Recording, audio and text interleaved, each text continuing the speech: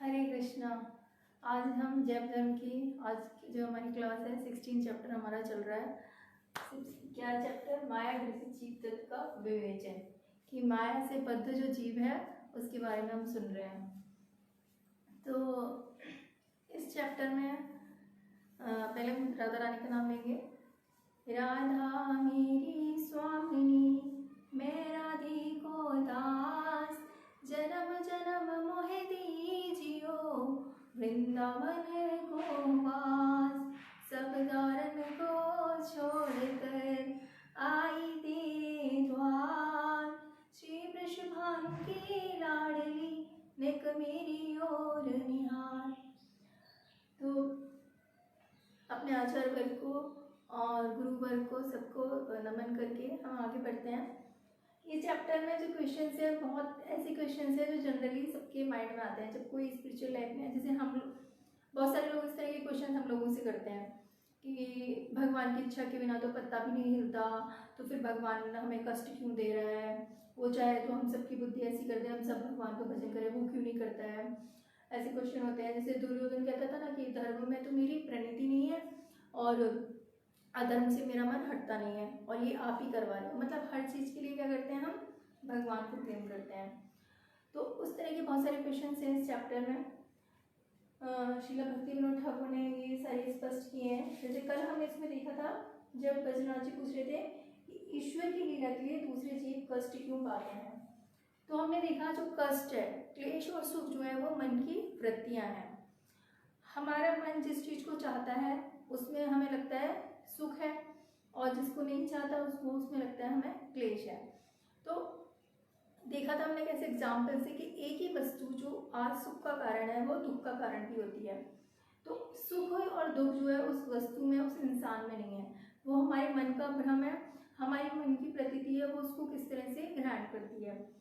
तो और फिर उसमें बताया कि जब जीव माया से मीन्स कृष्ण विमुख हो जाता है तो माया क्या करती है, उसको दंड देती है। ये कष्ट क्या करते हैं, जीव को एक तरह से भगवान के उन्मुख करने में सहायक है।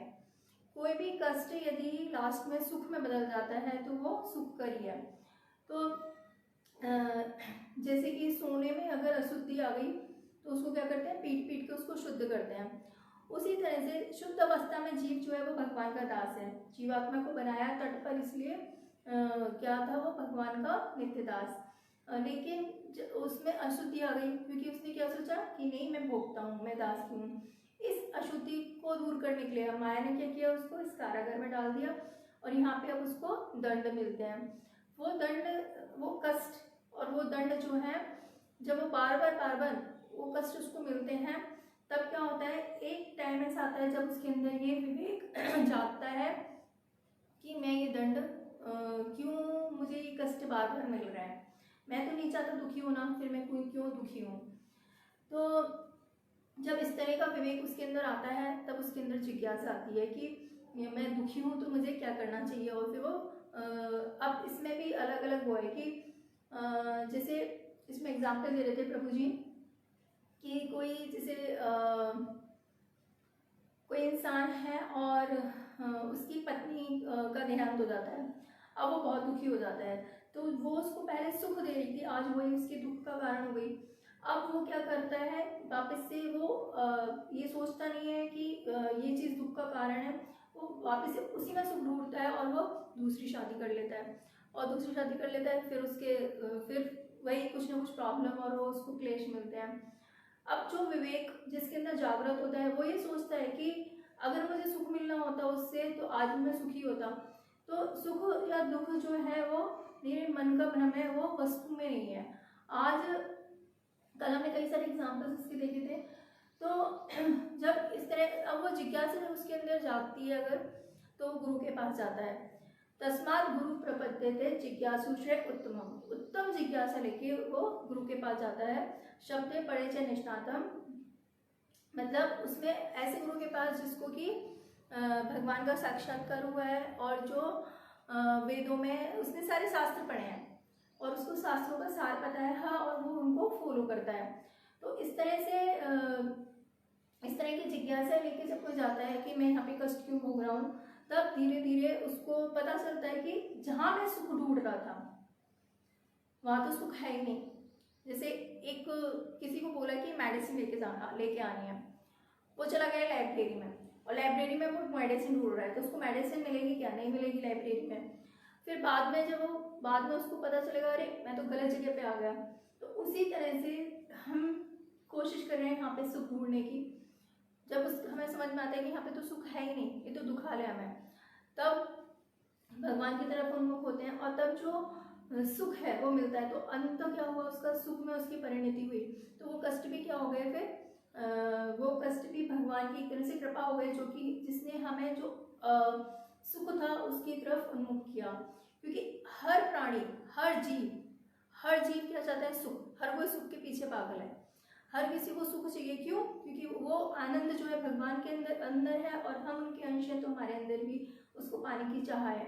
तो आनंद हमारे अंदर है, अगर हम भगवान की सेवा करें तो हमें अपने आप मिल जाएगा। लेकिन हम क्या कर रहे हैं? दूसरी चीजों के पीछे भाग रहे हैं। तो इस तरह से आप नेक्स्ट क्वेश्चन को करते हैं। यहाँ पे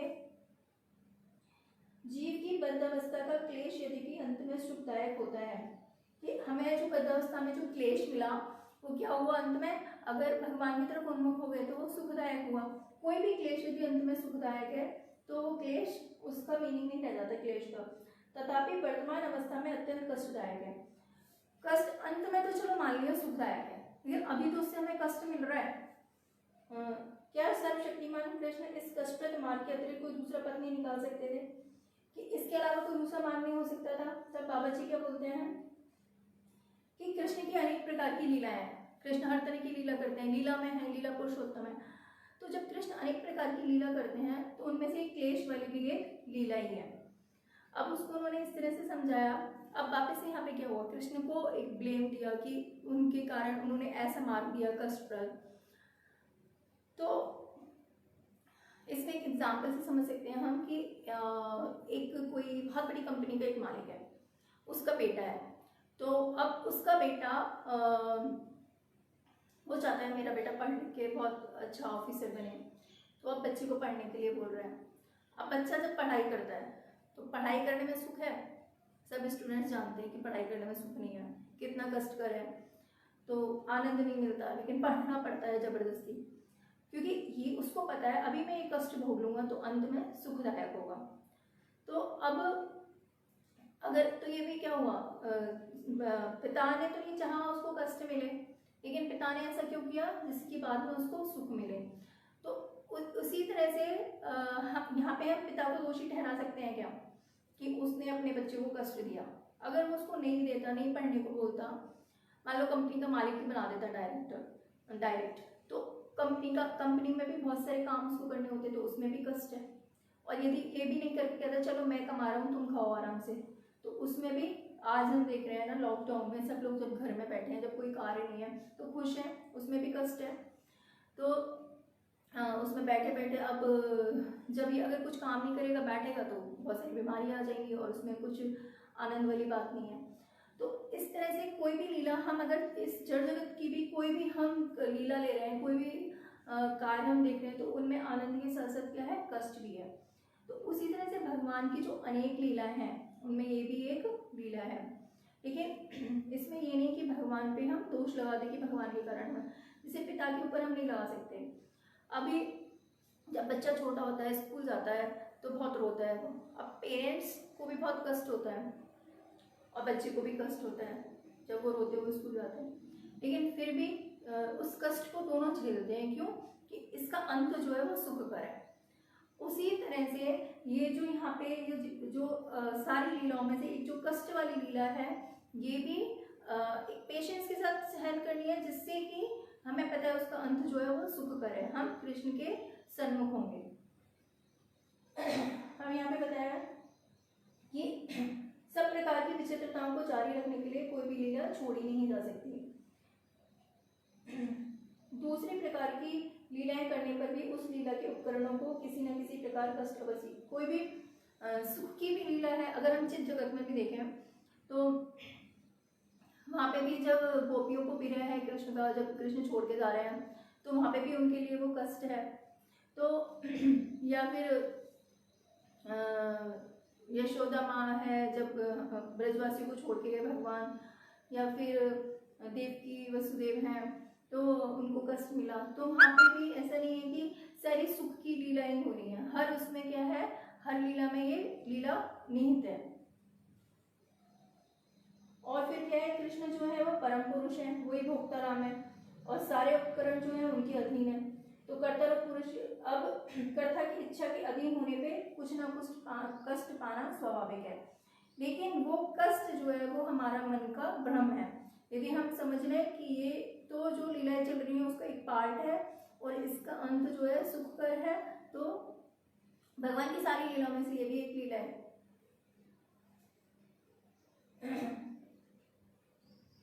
किंतु वह कष्ट यदि अंत में सुखदायक है तब वह कष्ट कष्ट नहीं है, तुम उसे कष्ट क्यों कह रहे हो? कृष्ण लीला को पोषकता देने के लिए जो कष्ट दिखलाई पड़ते हैं वो जीव के लिए परम सुख में होते हैं। आज अगर कोई कष्ट दिखाई दे रहा है वो क्या है, बाद में सुख में है। तो जैसे कि हमने देखे, आज अगर बच्चे को पढ़ना पड़ रहा है तो बाद में वो उसके लिए सुख में है।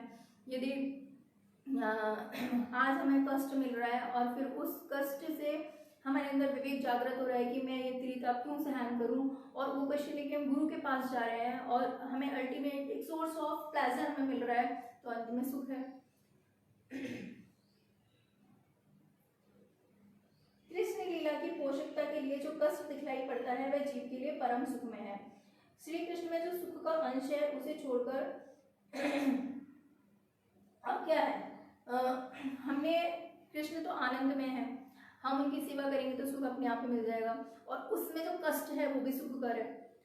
तो जैसे कहते हैं ना कि गोपियां जब भगवान के विरह भाव में होती हैं तो वो विरह भाव भी उनके लिए सुखकर है, क्योंकि विरह में प्रीतम से नित्य मिलन होता है, क्योंकि नित्य उनका चिंतन होता है, तो और मिलन की आशा होती है। तो उसी तरह से वहाँ पे यदि कोई भी कष्ट भगवान के सुख के लिए है तो वो कष्ट नहीं है, लेकिन यदि हम भगवान का सेवा छोड़ के हम अपने निजी सुख के लिए कुछ करते हैं तो वो जो कष्ट है निजी सुख के लिए, उसको भी जड़ दुख है, वो निजी सुख के लिए जो हमें क्लेश मिल रहा है वो जड़ है, लेकिन फिर भी यदि उससे हमारा विवेक जागृत होता है तो वो भी सुखकर है। और इसमें भगवान का दोष नहीं, क्योंकि भगवान ने तो जीव को बनाया इसीलिए कि वो सुख प्राप्त करे, लेकिन हमने अपनी निजी इच्छा को ऊपर डाल दिया, तो फिर इसमें भगवान का क्या दोष है। अब यहाँ पे नेक्स्ट क्वेश्चन बोलते हैं बद्रीनाथ जी। बद्रीनाथ जी इतने अच्छे क्वेश्चन कर रहे हैं जो हर किसी के माइंड में आते हैं कि यदि जीव को स्वतंत्र वासना ना दी गई होती कि अब ये स्वतंत्रता उसको मिल गई है, इससे वो कष्ट पा रहा है, अपनी मनमर्जी के काम कर रहा है, भगवान को ये स्वतंत्रता नहीं देता तो हानि क्या थी?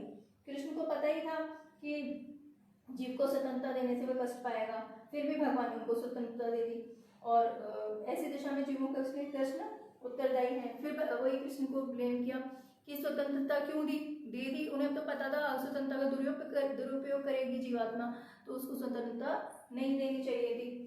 तो यहाँ पे बाबा जी कहते हैं स्वतंत्रता जो है वो एक अमूल्य रत्न है, यही जीव को हर किसी से श्रेष्ठ बनाती है। स्वतंत्रता के बिना जैसे जड़ पदार्थ जो है, जड़ उसके अंदर क्या है, वो इच्छा नहीं कर सकता,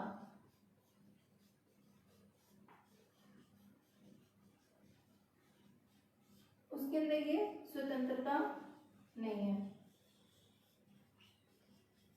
और जीव जो है वो इच्छा कर सकता है,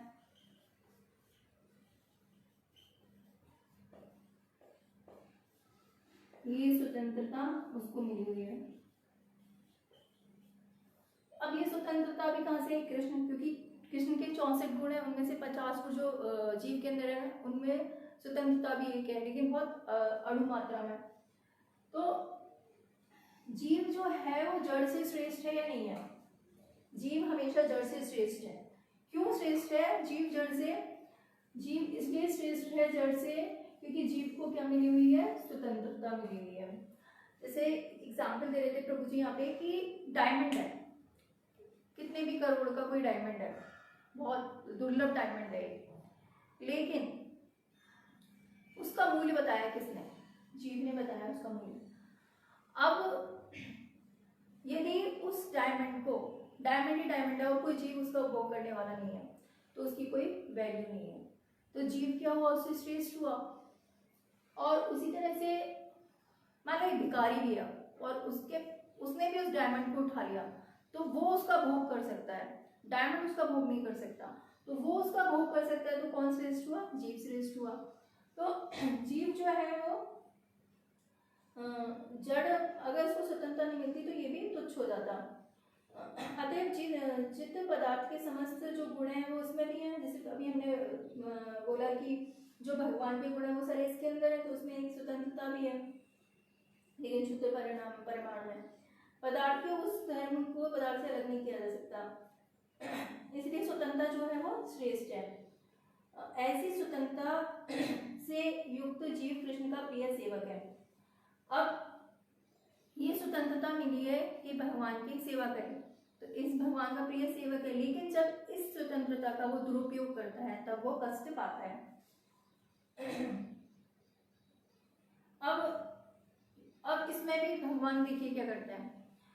भगवान देखते हैं जब कि जीव को मैंने स्वतंत्रता दी कि वो सुखपूर्वक रहे, लेकिन वो कष्ट पा रहा है, तो भगवान बहुत दुखी हो जाते हैं और यहाँ पे शास्त्रों को भेजते हैं कि उनका वो अध्ययन कर ले और उसको समझ में आ जाए उसको ऐसे स्वतंत्रता नहीं मिलेगी। जैसे मान लो कोई स्टूडेंट है, कॉलेज में पढ़ रहा है और उसको स्वतंत्रता मिली है ना, कॉलेज में आराम से आ जा सकता है, वहाँ पे पढ़ाई करना है उसको, लेकिन आना जाना वहाँ एंजॉय करना, उसको स्वतंत्रता मिली हुई है। अब मान लो वो उसका दुरुपयोग करता है, उसमें वो वहाँ पे मान लो किसी दूसरी ड्रग्स या इन चीज़ों में फंस जाता है, या फिर दूसरी चीज़ों में वो फंस जाता है। अब यहाँ पे यदि उसको कोई आके समझाए और उसको बार बार आके समझाए, तो अब ये समझाने वाले की गलती नहीं है ना, यदि वो ना मान के फिर भी उसी चीज़ में पड़ा रहे और उसका विनाश हो जाए। तो उसी तरह से यहाँ पे भगवान शास्त्रों को भेजते हैं। जब हम शास्त्रों को भी पढ़ के नहीं समझते हैं और फिर भी अपना मनमाना व्यवहार करते हैं, तो भगवान यहाँ पे गुरुदेव, हमारे जो आचार्य वर्ग हैं, जो भक्त हैं, उनको भेजते हैं, जैसे कि हम उनसे समझें। और जब हम उनसे भी नहीं समझते हैं तो वो स्वयं यहाँ पे आते हैं गौर निताई के रूप में और स्वयं करके दिखाते हैं यहाँ पे कि कैसे आपको सुख मिलेगा, कैसे आपको साधन करना है। तो और भगवान इतने दयालु है कि वहाँ पे जो बिल्कुल लो लेवल का जो जीव है, जो जगाई मदाई है, जिन्होंने कि उस मटकी से नित्यानंद प्रभु को मारा भी है, उसके बाद भी नित्यानंद प्रभु उसके ऊपर करुणा कर रहे हैं और उसको कृष्ण प्रेम धन दे दिया। तो वहाँ पे भी क्या हुआ कि अब यहाँ क्या हम इससे भगवान को कैसे दोष दे सकते हैं कि भगवान के कारण हम कष्ट भोग रहे हैं क्योंकि भगवान ने हमें स्वतंत्रता दे दी। अरे भगवान ने तो स्वतंत्रता हमें दी, हमें श्रेष्ठ बनाने के लिए, और श्रेष्ठ बनने का मार्ग भी बता दिया, लेकिन जब हम उस मार्ग को फॉलो ही नहीं कर रहे, अपने मनमाने मार्ग पे चल रहे हैं, उसको दुख पा रहे हैं, फिर हम कह रहे हैं कि हमें दुख मिल रहा है इससे, तो इसमें भगवान का दोष नहीं है। फिर जीव कृष्ण की अमृतमय लीला को जड़ जगत में प्राप्त नहीं कर पाएगा, इसलिए कृष्ण दया करके अपनी अचिंत्य लीला को प्रपंच में उदित कराते हैं। इतनी दया के उपरांत भी जब जीव उस लीला को समझने में समर्थ होता है, तब वे कृष्ण नवदीप में अवतीर्ण होकर लीलाओं का व्याख्यान करते हैं। तो अब बसना जी कहते हैं चलो ठीक है, मान लिया हमें जो कष्ट मिल रहा है ना, उसमें भगवान जो है, जो कृष्ण है, उसके कारण नहीं है, तो हमें जो कष्ट मिल रहे हैं क्या माया शक्ति उसका कारण है? तो यहाँ पे बोलते हैं, फिर यहाँ पे ये बोलते हैं कि यदि माया उसका कारण है तो भगवान को माया से दूर रखना चाहिए जीव को। तो बाबा जी बोलते हैं माया क्या है? स्वरूप शक्ति की छाया है, मतलब स्वरूप शक्ति का विकार है। तो अनुपयुक्त जीवों का संस्कार करने के लिए, उसको उपयुक्त बनाने के लिए हमारा उपयोगिता क्या था कि मैं कृष्ण का दास हूँ, लेकिन हमने क्या कर लिया कि नहीं, मैं दास नहीं कैसे हो सकता हूँ, मैं तो भोग करूँगा यहाँ पे, तो मैं दास नहीं हूँ, मैं तो भोगता हूँ, मैं कृष्ण को ही क्यों सेवा करूँ, मैं मेरी सेवा कोई करे, मैं अपनी सेवा करवाऊँ, मैं सुख पाऊँ। तो ये क्या हुआ, जो एक शुद्ध स्वरूप जो हमें दिया था उसमें क्या हुआ, विकार आ गया। अब विकार आ गया तो क्या हुआ, भगवान ने क्या किया, कि माया के द्वारा, ये हम पहले भी समझ चुके हैं कि माया के द्वारा क्या किया, उसको दंड दिलवाया। ये माइक, जैसे कि ये माइक जगत क्या है, कारागार है। जैसे कि एक चोर है और यदि वो चोरी करता है और पुलिस ने उसे पकड़ लिया तो पुलिस ने उसे जेल में डाल दिया। अब जब जेल में पुलिस उसकी पिटाई लगाती है तो उसको कष्ट होता है उससे, और वो सोचता है कि पुलिस इसका कारण है, मैंने मतलब मुझे पुलिस ने पकड़ा तो पुलिस के कारण मुझे दुख मिल रहा है। तो ऐसा नहीं है। क्या हुआ, क्योंकि उसने जो करना चाहिए वो ना करके, जो नागरिक के कर्तव्य है वो ना करके उसने क्या किया, गलत काम किया। और यदि वो ऐसा कंटिन्यूस करता रहेगा तो अभी जो दंड मिल रहा है उससे ज्यादा दंड मिलेगा, जनता हो सकता है उसको वैसे ही मार दे। तो उससे बचाने के लिए क्या किया माया ने, पुलिस क्या एक माया का रूप है कि पुलिस ने क्या किया, उसको यहाँ पे सुधर जाए, इसको समझ में आ जाए और ये अच्छे से सुख व्यतीत करे। तो माया भी क्या करना चाहती है हमें, वो माया भगवान की दासी है, वो दुर्दशा का कारण नहीं है, वो भी हमें क्या करती है, भगवान के सन्मुख करना चाहती है। और भगवान ने उसको ये स्वतंत्रता दे रखी है कि यदि जीव यहाँ पे दुख पा रहा है, गलत करके दुख पा रहा है, तो माया उसको किस तरह से भगवान की तरफ टर्न करे। तो माया इस कारागार में कृष्ण प्रमुख जीवों को बंद कर दंड प्रदान करती है, और ये सब किसके लिए, उसकी भलाई के लिए ही है। अब जैसे राजा है, राजा क्या करता है, सबको अलग अलग कार्य देता है। अब उन कार्य करने में भी जैसे किसी को सैनिक बनाया तो देश की रक्षा का कार्य दिया, किसी को दूसरा कार्य दिया। उन कार्यों में भी ऐसा तो नहीं है हर कोई खुश है, उसमें भी कुछ ना कुछ थोड़ा क्लेश तो है। तो आनंद के साथ क्लेश तो है, लेकिन अब यहाँ पे यदि कोई अपनी उस स्वतंत्रता का दुरुपयोग करेगा तो राजा उसको दंड देगा। राजा ने तो स्वतंत्रता दी, उसको श्रेष्ठ बनाया, लेकिन अब जब उसने दुरुपयोग किया तो उस राजा ने उसको क्या किया, दंड दिया। दंड क्यों दिया कि अभी अगर दंड नहीं देगा तो क्या होगा, ये चीज बढ़ जाएगी और ये जीव और ज्यादा कष्ट पाएगा। तो अब इसमें माया का कहाँ रोल हो गया कि माया जो है वो जीव की दुर्दशा का कारण है। जीव की दुर्दशा का कारण वो स्वयं है, क्योंकि निजी सुख की जो उसने इच्छा करी, मतलब अपना स्वभाव भूल के दूसरा ओढ़ लिया अपने ऊपर, ये उसके दुख का कारण है।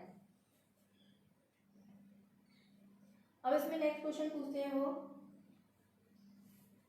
कि यदि जड़ जगत कारागार है तब उसकी उपयुक्त जंजीर भी तो होनी चाहिए। ये जंजीर क्या है, ठीक है, मान लिया कि ये जड़ जगत जो है, जैसे जीव ने स्वतंत्र भोग की इच्छा करी, मतलब क्या किया उसने, गलत कार्य किया, उसको दंड मिला और उसको इस कारागार में डाल दिया माया जगत में। तो अब यहाँ पे हम पूछते हैं कि यहाँ पे जंजीर, उसकी बेड़ी भी होनी चाहिए। जब पुलिस किसी चोर को पकड़ती है तो बेड़ियां डालती है, तो अब उसकी बेड़ियां भी होनी चाहिए। अब यहाँ पे तो हमें बेड़ियां दिखाई नहीं दे रही। अब अभी हम लॉकडाउन में हैं, तो एक तरह से हम देखें तो एक अदृश्य बेड़ी हम सबके चारों तरफ है कि हम बाहर नहीं जा सकते, लेकिन वो ऐसे तो किसी को दिखाई नहीं देती। अब यहाँ पे जो बेड़ियां हैं वो है तीनों गुण की, सतोगुण, रजोगुण और तमोगुण। जैसे ही कृष्ण विमुख हुई जीवात्मा तो माया ने क्या किया, उसको इन तीनों रस्सियों से बांध दिया। अब जैसे देवता है वो सतोगुण में है, सतोगुण में भी क्या है, उनके अंदर सतोगुण की जंजीर बनी हुई है। जो मनुष्य है, मान लो सतो रजोगुण मिक्स है, तो एक उनके अंदर भी जंजीर बनी हुई है। और कुछ ऐसे हैं जो बिल्कुल ही शास्त्रों को न मान के सिर्फ अपना जो मन करे वो करना, बिल्कुल इस तरह से जी रहे हैं, उनको उनके अंदर भी जंजीर बांध रखी है।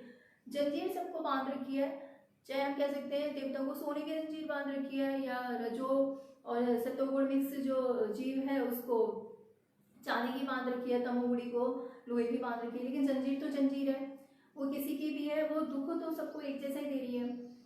अब इस जगत में हम देखें कि कोई शास्त्रों के अकॉर्डिंग बहुत पुण्य कार्य करता है कि मुझे स्वर्गलोक मिल जाए और मैं यहाँ से बहुत अच्छे से भोग करूँ, क्योंकि स्वर्गलोक के भोग जो हैं वो अनंत, यहाँ बहुत नगण्य है यहाँ के सुख उसके आगे। तो अगर कोई चाहता है कि हाँ ये शास्त्रों में ये बताया, इसकी मैं करूँगा तो मैं स्वर्ग में चला जाऊँगा, तो वहाँ पे भी क्या है, वहाँ पे बहुत भोग वो कर सकता है, लेकिन वो सुख जो कि हमेशा कंटिन्यूस रहे वो सुख वहाँ पे भी नहीं मिल सकता। गीता में बोला है नाइन्थ उसके चैप्टर में, तेतम भुक्त्वा स्वर्ग लोकम विशालम क्षीणे पुण्य मर्त्य लोकम विशंति। तेतम भुक्त्वा स्वर्ग लोकम विशालम, कि स्वर्ग लोक बहुत विशाल है और उसमें सतोगुणीय देवता, उसमें सतोगुण में वो बहुत सारा भोग करते हैं उस विशाल स्वर्ग लोक का। अब धीरे धीरे फिर क्या होता है, उनके जो पुण्य है वो धीरे धीरे क्षीण होने लगते हैं। क्षीणे पुण्य मर्त्य लोकम विशंति, और फिर उन्हें इस मर्त्य जगत में डाल दिया जाता है, तो वापस से वो यहाँ पे कष्ट भोगेगा। तो ऐसा नहीं है कि देवता है जैसे उसमें है बृहद भागवतम श्रील सनातन गोस्वामी पाद का, तो उसमें हम देखते हैं कि कैसे जब नारद जी और इंद्र के पास जाते हैं जो कि स्वर्गलोक का राजा है, और तब इंद्र भी उनको बताता है कि मैं ऐसे दुखी हूँ वैसे दुखी हूँ, कितने सारे दुख वो उनको गिना देता है। तो ऐसा नहीं है कि वहाँ पे भी वहाँ पे दुख नहीं है, सुख और दुख ये दोनों क्या है, मतलब सुख हम यहाँ पे क्या मान लेते हैं, absence of distress, absence of misery is सुख, मतलब दुख का अभाव ही क्या है, सुख है, यहाँ पे हम ऐसा मान लेते हैं। लेकिन जो अल्टीमेट सुख है वो हमें कब मिलेगा, जब हम भगवान की सेवा करेंगे। हमारे जीवन का लक्ष्य होगा हमारे सारे कर्म होंगे भगवान के लिए, तब हमारे अंदर जो सुख का सागर है वो निरंतर प्रवाहित होता रहेगा। अब ये हायर टेस्ट है, जब हम इसको टेस्ट ही नहीं करना चाह रहे हैं और उसी में पड़े हुए हैं, जैसे कि बताया उसमें वो नारद जी वाली स्टोरी हमने सुनी थी। तो अगर मान लो कोई मनुष्य है, उसको रूखी रोटी मिल रही है और वो उसी में वो चाहता है कि नहीं ये इसी में परम सुख है, और जब तक वो उसको मान लो बहुत अच्छा सा खाना उसको दे भी दिया, लेकिन उसको खाना ही नहीं चाह रहा, तो उसको पता ही नहीं चलेगा उसमें क्या सुख है, और जब वो उसको टेस्ट कर लेगा तो अपने आप ही इसको छोड़ देगा। उसी तरह से यहाँ के तुच्छ जो एब्सेंस ऑफ दुख जिसको हमने सुख समझ लिया है, जब तक हम उसमें पड़े रहेंगे तब तक जो हायर टेस्ट है, जो भगवान की सेवा का सुख है, हम जब तक उसको टेस्ट नहीं करेंगे तब तक हमें वो समझ में नहीं आएगा उसमें क्या सुख है। तो अब यहाँ पे बताया कि माया अपराधी जीवों को अपनी इन्हीं 3 प्रकार की जंजीरों से जकड़े हुए है। प्रत्येक जीव चाहे वह तामसिक हो या राजसिक अथवा सात्विक क्यों न हो, माया की जंजीर से बंधा हुआ है। कोई से भी गुण में हो, सब माया की जंजीर से बंधे हुए हैं। जंजीर किसी की भी हो, सोने की, चांदी की, लोहे की, लेकिन उससे बंधने में जो कष्ट होता है उसमें कोई अंतर नहीं होता।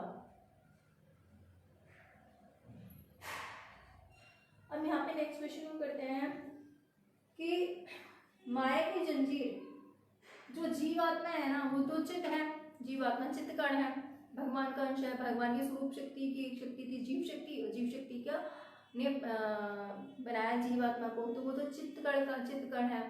तो उसको ये जड़ जो माया है, माया की जंजीर उसको कैसे बांध सकती है। अब यहाँ पे बाबा जी कहते हैं कि माया वस्तु चित्त वस्तु को स्पर्श करने में असमर्थ होती है। जब तक वो तट पे जब पैदा हुआ, जब उसको तट पे उत्पन्न किया जीवात्मा को, तब वो शुद्ध थी, माइक जंजीर उसको तब स्पर्श नहीं कर सकती थी। लेकिन जैसे ही उसने ये सोचा कि मैं भोगता हूँ और मैं सेवा क्यों करूँ, तो जैसे ही वो जब ये सोचता है उसके अंदर ये अभिमान आता है, ऐसा अभिमान करता है, उसी समय जीव का जो अणुचित स्वरूप जड़ अहंकार रूप, जैसे उसने ये सोचा तो माया ने क्या किया, उसको एक सूक्ष्म शरीर दे दिया।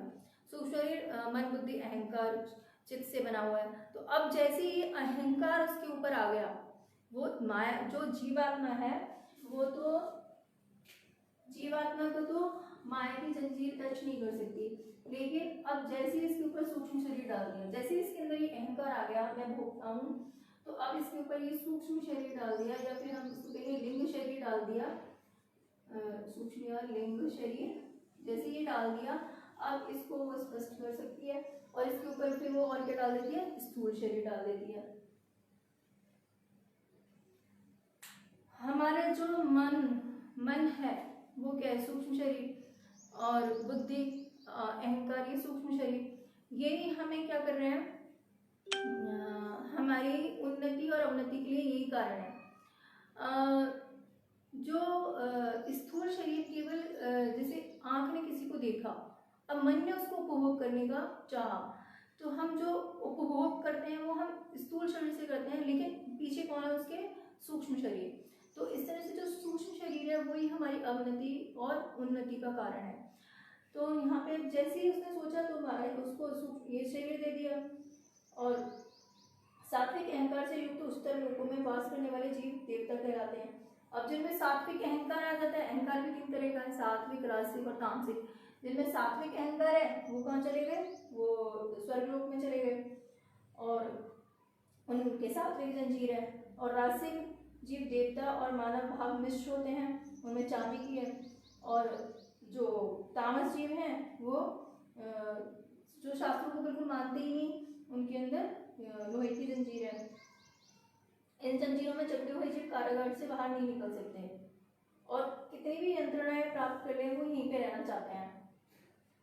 तो अब जब हम इन 3 गुणों में बंध जाते हैं, इन 3 गुणों में बंध के हम कर्म करते हैं, कर्म से हमारे प्रारब्ध निर्मित होते हैं और उन प्रारब्ध के अनुसार हमें सुख दुख भोग करना पड़ता है।